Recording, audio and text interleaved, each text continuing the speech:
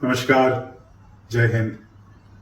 मेरे प्यारे भारतवासियों, मेरे प्यारे भाइयों बहनों, भगवान आदि शंकराचार्य जी को प्रणाम करते हुए मैं स्मरण करना चाहता हूं पिछले हफ्ते गुरुवार के दिन भगवान आदि शंकराचार्य जी की जो भव्य एकात्म धाम मूर्ति 108 फीट ऊंची जो शिवराज जी ने ओंकारेश्वर धाम में जिसका अनावरण किया, उसमें सम्मिलित होने का अवसर मिला। उस मौके को पिछले 4-5 दिन से मैं याद कर करके अपने सौभाग्य को बार बार निहार रहा हूँ। आदि शंकराचार्य भगवान के विग्रह के अनावरण के लिए शिवराज जी ने देश भर से हजारों संतों को आमंत्रित किया।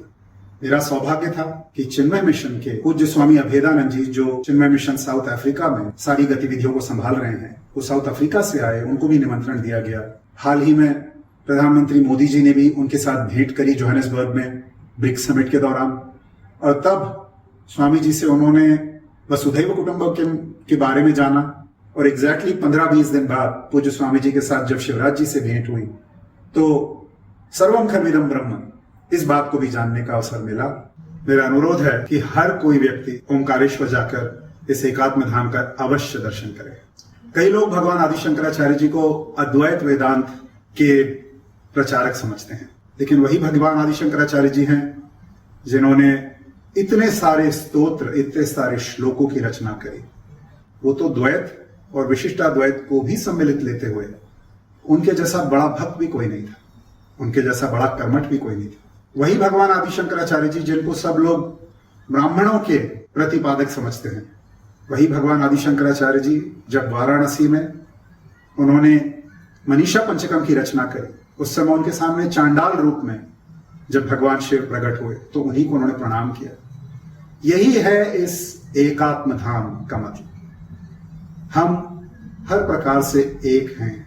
आज इस चीज को जानना इसीलिए आवश्यक है क्योंकि एक तरफ हैं हमारे आदरणीय प्रधानमंत्री जी नरेंद्र मोदी जी, जिन्होंने वसुधैव कुटुंबकम का महामंत्र लिया और G20 के माध्यम से पूरे विश्व को एक किया। वसुधैव कुटुंबकम तो यही कहता है कि पूरा समाज, पूरा राष्ट्र, पूरा विश्व एक है और उसी में भगवान है और हम सब एक हैं, और जो ईश्वर मुझ में है वही सब में है, चाहे वो भारतवासी हो या चाहे वो अन्य किसी देश का हो, चाहे वो एक इंसान हो, एक ह्यूमन बीइंग हो, या कोई जानवर हो या पेड़ या पौधा हो। यही तो इस सनातन धर्म का गर्व और गौरवान्वित महामंत्र है। उसी प्रकार से दूसरी ओर भगवान आदि शंकराचार्य जी को इस बड़े विशाल 108 फीट ऊंचे मूर्ति के रूप में स्थापित करते हुए हमारे शिवराज जी ने जो महामंत्र का लोकार्पण किया वो है सर्वम खलविदम ब्रह्म। आज मैं इस चीज को इसीलिए ज्यादा आप सबके सामने लाना चाहता हूं क्योंकि हर कोई हमें बांटने में लगा हुआ है। कोई कहता है हम राजपूत हैं, कोई कहता है तुम पिछड़ा वर्ग हो, कोई कहता है तुम वैश्य हो, कोई कहता है तुम यादव हो, कोई कहता है तुम ब्राह्मण हो, कोई कहता है तुम द्रविड़ हो। ये जो INDIA के नाम से हमको तोड़ना चाहते हैं, हमारी यूनिकनेस के नाम पे हमारी डिफरेंसेस बता रहे हैं, यही लोग हैं जिनको हमें वोट नहीं देना है। INDIA तोड़ो भारत तोड़ो का काम कर रही है और केवल भारतीय जनता पार्टी, नरेंद्र मोदी जी, शिवराज जी जैसे नेता हैं जो जोड़ो भारत जोड़ो का काम कर रहे हैं।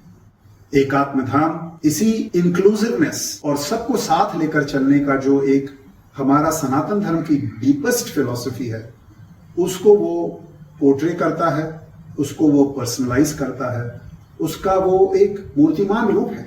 इसीलिए जो आपको ये बताए कि आप अलग हो, उनके बहकावे में आकर हम उनका समर्थन ना करें, समर्थन करें तो उनका जो हमें जोड़ने में लगे हैं। वही काम है जो शिवराज जी कर रहे हैं, वही काम है जो हमारे प्रधानमंत्री मोदी जी कर रहे हैं। आइए हम सब मिलकर उनका समर्थन करें।